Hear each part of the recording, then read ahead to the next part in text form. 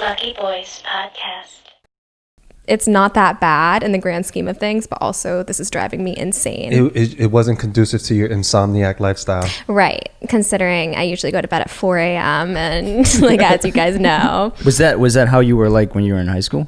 Or when younger? Yeah. I think I've always been like that, weirdly. And then honestly, when everything was like shut down, I would sleep until like 4 p.m. and then my dad would make this amazing dinner. I'd wake up for the dinner and then like what a life. I would wake up literally, like, he's such a good cook. Oh my god, like the things he makes. My mom too, but like and your dad's he went Japanese. All out during quarantine. Your dad's Japanese and and your mom is Irish, American, like British. She's Asian guys listening, hey. There's hope. Yeah, Get it. You know, they say, because usually I've seen that a lot, honestly. Right? Yeah, like, me too. What? Where the male is Asian and the female is white. I've seen it a lot more often, and I'm just like, speaking to my heart, like, I'm a product of you. So thank you.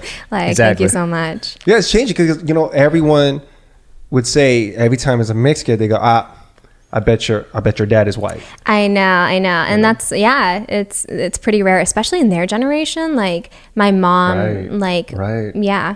I think my mom's parents weren't really about it either. Like they were just like, oh, you're doing this just to spite us, like yada, yada. So. What was that like growing up? Did you have like any identity crisis growing up? Yeah. Oh yeah. I mean, I think like almost all Asian Americans who I've met like kind of have that because like what bigger culture shock is there than like Asian culture to American culture? Like even like the mask wearing thing, like that's just a given that we have because we just like, not to be whatever, but you think about like the greater good and like you think about like how what you're doing is affecting other people, but like in America it's very individualistic, right? And like you're kind of just like, how is this affecting me, you know? Right. But yeah, in like a lot of ways, my first language was Japanese.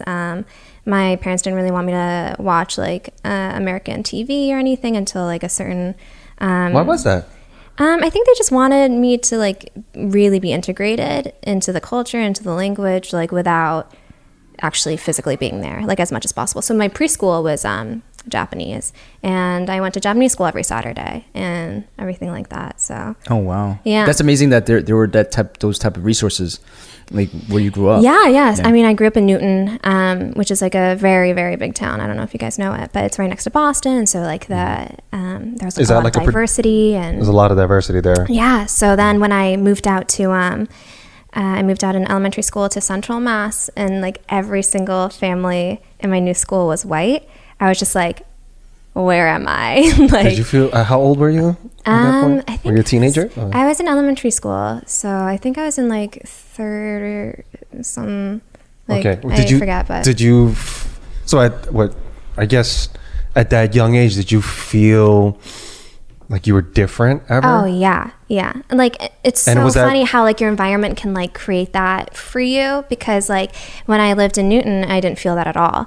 But then in Hopedale, I was just like, I am so different. Like everybody here is like cookie cutter, like Uggs, North Face, like, you know, and like it was like this template that I just did not fit. Like I would go to school, bring my bento box and like have like the things that my dad made for me for lunch, and people would be like, what is that? Like, you're so weird. That's disgusting. You're eating seaweed. And I'd be like, and you know, like when you're so impressionable, like at that age. So now I'm just like, hell yeah, like wave my CV like a baton. But yeah, like bitch, wait till you grow up. You're gonna come to you're gonna be down with this ramen right here. Yeah, right? and now sushi is like trendy. So right. So this has been always trendy for you. And yeah, exactly. I guess that was the last day you came in with the bento box. Yeah, it was so sad when I like went up to my parents and I was like, "Can I have PB&J like instead of my onigiris?" You know, and like of course they take it so personal because they've been trying to like make it's still that pride. Exactly, yeah.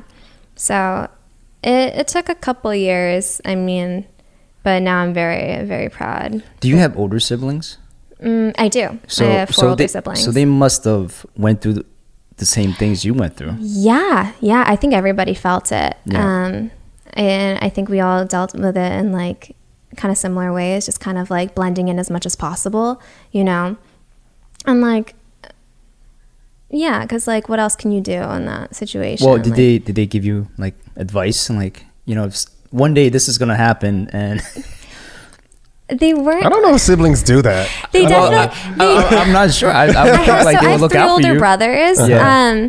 They looked out for me to an extent, but they were very always like in their own little worlds. Yeah. My sister and I were always like best friends. And so we would like kind of talk to each other about like the things that we were experiencing and stuff. But like, and that definitely helped a lot. Like having someone who's like going through the same stuff as you. So how do you make that adjustment being, I guess, the token Asian girl?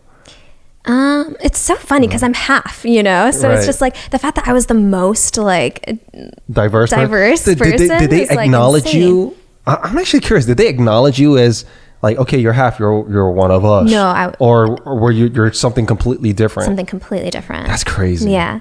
That's It was crazy. really interesting. Isn't that? I feel like so many Asians nowadays feel that way, where even if you're full Asian but you're Asian American, you still don't quite fit in America. Yeah. And you don't quite fit in anywhere else in the world. Yeah. So you have this small community, but then Asians are pretty individualistic as well in America, at least.